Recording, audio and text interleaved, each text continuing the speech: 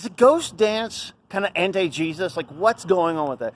For those who don't know, the ghost dance was a kind of a Native American kind of phenomenon that swept through the United States, basically in the West and up into Canada area in the late 1800s, kind of 1870s, 80s, and the 90s right now. And really powerful. And it was really part of the last kind of the Sioux outbreak of like 1890 led to Wounded Knee.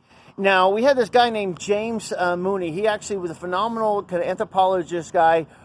Familiar with him because I read his book about the Cherokees before. He wrote several different books about the Cherokees, and really phenomenal book on that one, and studied a lot of other different tribes. And he wrote this one about the ghost dance. And what was really cool about that is it found that it actually started here in close to Idaho, here in Nevada, among northern Paiutes. Messiah came on there, might have been influenced by some of the Mormons that was kind of in the area, not quite sure, but he actually came up with this dream, and he had this focus, and he started talking about loving each other, taking care of each other, not lying, not cheating. Yes, that's it. Not cheating, not lying, not killing each other, not killing animals. I mean, it really was a phenomenal deal. And if I kind of read a little bit of what that doctrine was, as Moody recalls, it says, this is kind of the Cheyenne version that kind of spread over it. He goes, you must have this dance. You must dance for 4 nights at a time here as you kind of read into this deal. And he goes on to say, I want you to be, good, be a good situation, be a young man. Don't tell the people about us. Jesus is on the ground. He'd be like a cloud. There'll be no sickness, no return of young. Refuse to work for the young white man. Don't make any trouble with him until you leave him. And when the ground shakes, everything is going to be restored. The earth is going to be restored. The buffalo is going to be restored. The animals are going to be restored. The Indian tribes and nations that was going to be restored. And sometimes it's like, the white people, the European people would not make it into this new kind of heaven area, that they will be kind of done away with, or in some versions, some of the whites who actually join in with the Indians, and they're going to have it. But you basically see this time of this movement to basically ghost dances saying, things are horrible. We're getting beat up. We're getting killed. Genocide and plague and famine. Everything's being taken away, and we need help. So it's like, here they come back, and they even talk about Jesus coming in, and that the Messiah and all these things coming down. And to be able to usher that in was this dance, this ghost dance coming around on it, as well as not lying or making war to people. And it says, don't make war, don't kill people, don't lie. That was the kind of the primary traits of this doctrine, this religion. Now, when it kind of got over to kind of the east part of the country, in the Sioux area, up in Minnesota and Michigan area, in the Dakotas, they did get combined with some war elements, and that's where they had the ghost shirt that said that they couldn't penetrate, the bullets would not penetrate the ghost shirt, and there was kind of some war elements.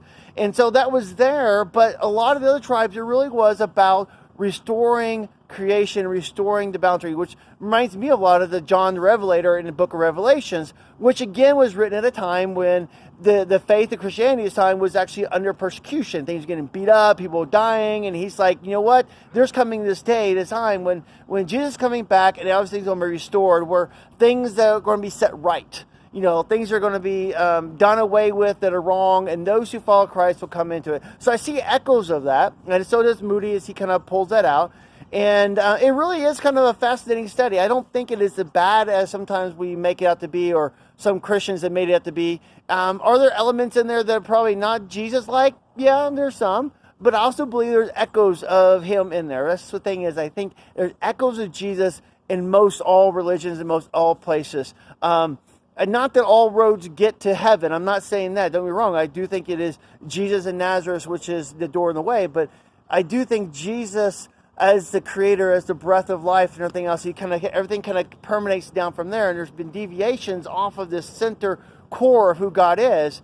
And some are good and some are better than others. And even within Christianity, there's actually variations even within, quote unquote, the umbrella of Christianity. As you know me, I'm not a big Christendom person, or a lot of different places that put emphasis on these different doctrines and theologies. But I do love Jesus. And when I read the ghost dance, I read about it, I think there's elements in there that I'm like, wow, there's some pretty cool things in there. And I could definitely understand the desire and what's happening with the ghost dancers as to why they embrace this deal. So anyway, it's a really fascinating study. Ghost Dance, James Mooney just really details out, probably too much detail for some, but it's a fascinating study, and he actually quotes and a lot of this actual people themselves, including the leader of the ghost dance, the one who actually started it all. He actually goes to interviews him. So It's really kind of cool going back to really the origins of that and actually finding it out rather than relying on, secondhand, third information. So check it out, and God bless.